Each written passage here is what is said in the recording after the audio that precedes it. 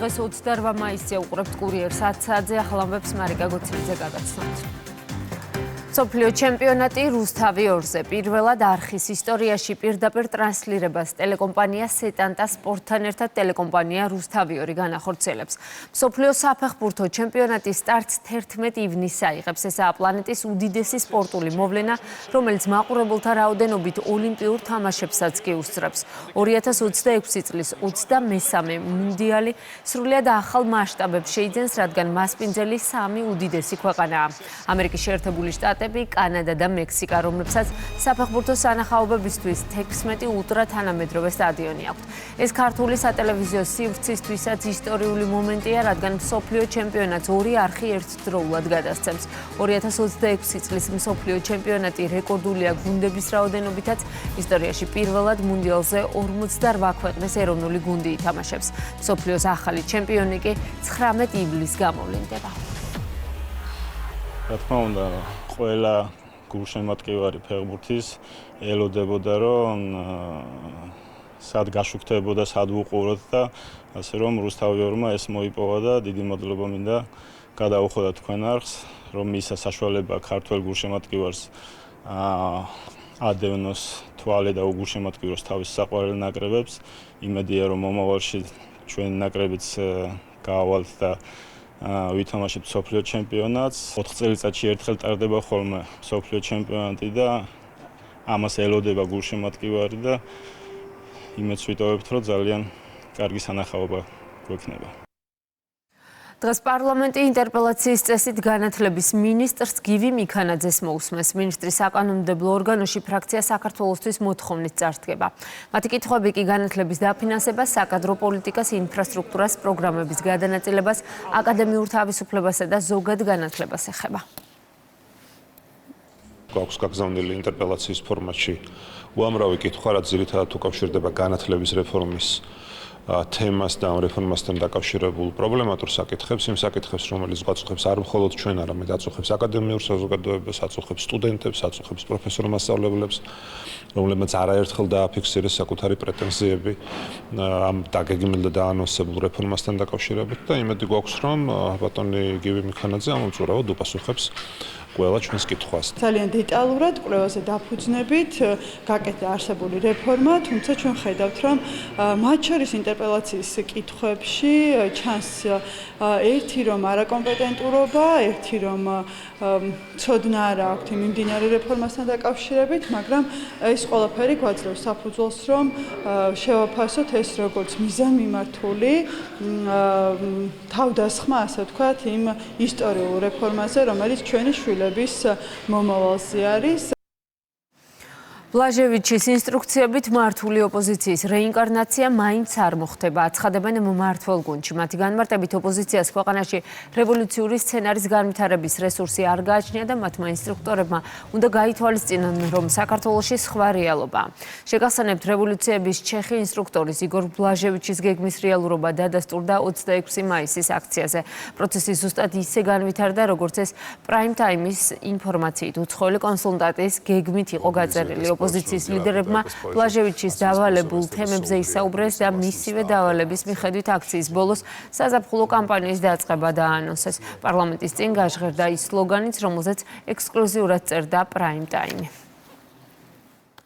როგორც ხედავთ, არა მხოლოდ გარედან მიღებული მითითების შესასრულებლად იხსვიან ეს ამ ქვეყნის მოღალატეები, არამედ არც ახალი მოღალატეობრივი კამპანიის წარმოების შესაძლებლობაც კი არ აქვს. ეს არის პირდაპირ თავიანთ გაიდლაინებში სახელმძღვანელოში გაწერილი სტრატეგია, რომელსაც ასე ცდილობენ, რომ ჩვენს ქვეყანაშიც გადმოიტანონ, მაგრამ მათი შედეგები კი ვიცით, რაც არის, რაც არ უნდა იარონ, რაც არ უნდა ირბინონ, რაც არ უნდა გაიწელონ, მაინც საბოლოო ჯამში დარჩება რეალობა, რომ მათ ქართველი ხალხის მხარდაჭერა არ აქვს. როგორც არ უნდა შეეცადონ უცხოელი კურატორებისათვის თავის მოწონებას, აქ ადგილზე არავითარი რესურსი იმის არ არსებობს, რომ რაიმე ფორმით მოხდეს აი ამ რადიკალური პოლიტიკური დაჯგუფებების ერთგვარი რეინკარნაცია და უცხოელმა მათმა კურატორებმაც უნდა გააცნობიერონ ის, რომ საქართველოში არის იმისაგან დიამეტრალურად შეცვლილი მოცემულობა და სიტუაცია, ვიდრე თავად წარმოუდგენია. როგორია ოპოზიციის სტრატეგია? ამ საკითხზე ისაუბრეს ღამის კურიერის პირდაპირ ეთერში. ნაციონალურ მოძრაობაში ხაზგასმით ამბობენ, რომ იგორ ბლაჟევიჩთან არანაირი კომუნიკაცია არ აქვთ და კიდევ ერთხელ საუბრობენ 26 მაისის აქციაზე გაჟღერებულ სლოგანთან დაკავშირებით. ქართულ ოცნებაში კი თვლიან, რომ ნაცმოძრაობის დღევანდელ ლიდერებს უნდათ საზოგადოება იაფფასიანი ხრიკებით მოატყუონ, თუმცა მათ ეს არ გამოუვათ.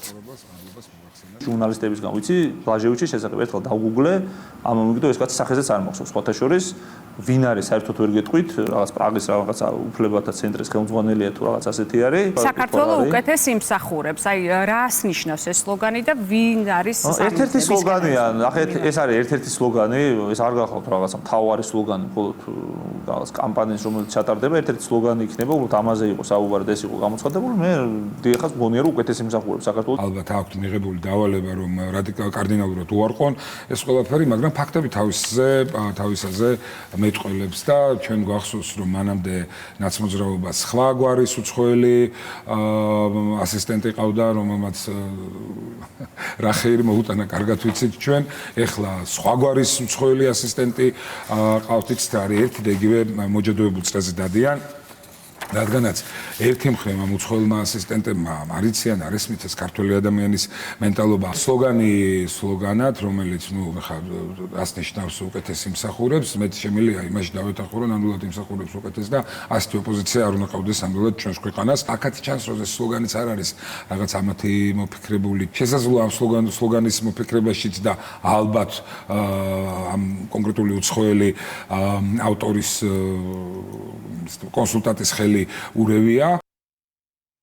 გვიან ღამემდე იკითხებოდა გორის ინციდენტის ერთ-ერთი ფიგურანტის სამართალდამცველების მიერ დაკავებული პაპუნა ლოცულაშვილი პროკურატურის დადგენილების საფუძველზე გათავისუფლდა. გამოკითხვის შემდეგ ის თბილისში სამედიცინო დაწესებულებაში გადმოიყვანეს. პროკურატურამ გორში მომხდარ ფაქტზე გამოძიება გუშინვე დაიწყო. საუბარია სოციალურ ქსელში გავრცელებულ ვიდეოზე, რომელიც ეგრეთ წოდებული კომბინატის დასახლებაშია გადაღებული. გამოძიება მიმდინარეობს სისხლის სამართლის კოდექსის 323 მუხლის მესამე ნაწილით. ამ დრომდე ხორციელდება გადაუდებელი საგამოძიებო და საფროცესო მოქმედებები. პროკურატურაში აცხადებენ, რომ გამოძიების შედეგები საზოგადოებას უმოკლეს დროში ეცნობება. პაპუნას უნდა გაეწიოს სამედიცინო მომსახურეობა, რომ დადგინდეს თუ ზუსტად მას რა დაზიანებები აქვს მიღებული. ასევე ჩაუტარდა ექსპერტიზა. 353 მუხლით იყო დაკავებული, გამოკითხეს როგორც ბრალდებული სტატუსი, მაგრამ მან რა თქმა უნდა დღეს ვერ მისცა შესაბამისი ჩვენება, რადგან მას სჭირდება სწრაფი სამედიცინო მომსახურეობა და აქედანვე მაგიტომაც ვეუბნები პროკურატურას, რომ შეწყვიტეთ საქმე. გორში მომხდარ ინციდენტს ერთ-ერთი ტელეკომპანიის პირდაპირ ეთერში გამოეხმაურა საპარლამენტო უმრავლესობის ლიდერი. ფრაქცია ქართული ოცნების თავმჯდომარის ირაკლი კირცხალიას განცხადებით საქმეზე მიმდინარეობს გამოძიება და მომხდარზე იქნება სათანადო რეაგირება. ძიმე კადრებია სანახავად, შეფასება ალბათ არ იქნება მარტივი. შეფასება ერთგვაროვანი იქნება ყველას მხრიდან. არ მგონი ხა იყოს ადამიანი, ვინც უყურებს პირდაპირ ეთერში, რომ დაგდებულ ადამიანს უტყავს ამდენიმე ადამიანი, ხარ არის სასიამოვნო ნახვა. არ მინდა დეტალებში შევიდე, გამოძიება დაწყებულია, ხა რომ მოვდიოდი პროკურატურის განცხადება ვნახე, რომ საზოგადოების ინტერესიდან გამომდინარე, უახლოეს მომავალში თვითონ პროკურატურა გააკეთებს განცხადებას, ვიცი რომ დაწყებულია გამოძიება.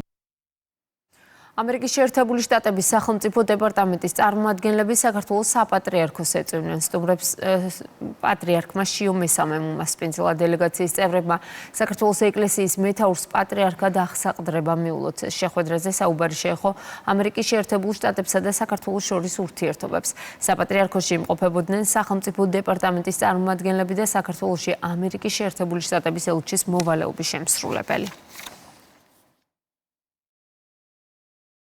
საუბარი გაიმართა სხვადასხვა საკითხებზე, რომელიც გვაერთიანებს საქართველოსა და ამერიკას. აღინიშნა, რომ ამ ურთიერთობებს აქვს პოტენციალი კიდევ უფრო გააღრმავებისა. მთლიანობაში შეხვედრა იყო საქმიანიც და ძალიან გულთბილიც, იმედის მომტანი, რომ უახლოეს პერიოდში უკვე შესაძლებელი იქნება ითქვას, რომ ურთიერთობები სხვა ეტაპზე გადავიდა.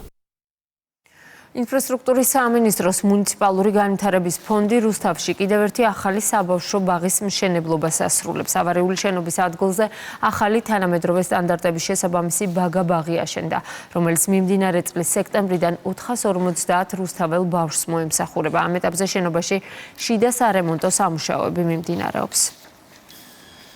რუსთავში მუნიციპალური განვითარების ფონდი ასრულებს 25 საბავშვო ბაღის მშენებლობას, რაც მოგცემს საშუალებას უკვე სექტემბრიდან მივიყოთ პატარები.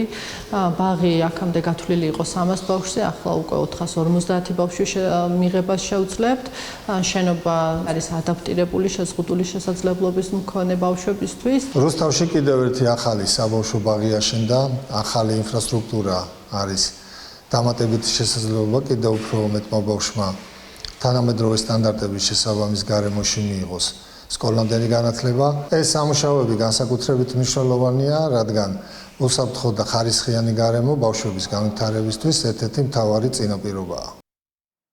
ექთნებისა და მეანი ექთნების საერთაშორისო კვირეული 2026-ის ფარგლებში რეგიონული კონფერენცია გაიმართა ბათუმში. თემაზე პროფესიული აღიარებისა და განვითარების ეროვნული პლატფორმა. კონფერენციის მიზანი იყო რეგიონულ და ეროვნულ დონეზე საექნო და სამეანო პროფესიის განვითარების მხარდაჭერა, ადამიანური რესურსების გაძლიერება და ჯანდაცვის სისტემის მდგრადობის ხელშეწყობა, განსაკუთრებით ტურისტულ და მაღალ დატვირთულ რეგიონებში. დამიფასდა და რა ვიცი, ჩემი თავი შემოევლოს ყველა თანამედ ახალგაზრდას, ვინც კი გადაწყვეტს, რომ უნდა ამ სფეროში მიიღოს თავისი განათლება, ჩვენ მათ გვერდში ვართ. კვირეულის ფარგლებში ბათუმი მასპინძლობდა რეგიონულ კონფერენციას, რომელშიც მონაწილეობას ღებულობდა 100-ზე მეტი ექთანი აჭარისა და გურიის წარმომადგენლები. გამოუყავით და დაჯილდოვდა 32 ექთანი, ასევე გამოვეხმაურები გადაუდებელი სამედიცინო დახმარების საერთაშორისო დღეს 27 მაისს აღინიშნება. განსაკუთრებით მიულოცავ აღნიშნული უწყების წარმომადგენლებს, ექიმებს, ექნებს, ტექნიკურ პერსონალს. ასეთი იყო ახალი ამბები ამ დროისთვის. სხვა სიახლეებს შეგიძლიათ გაეცნოთ ჩვენს ვებგვერდზე rustavi2.gr-ში. ამით გემშვიდობებით, ეთერს კი განაგრძო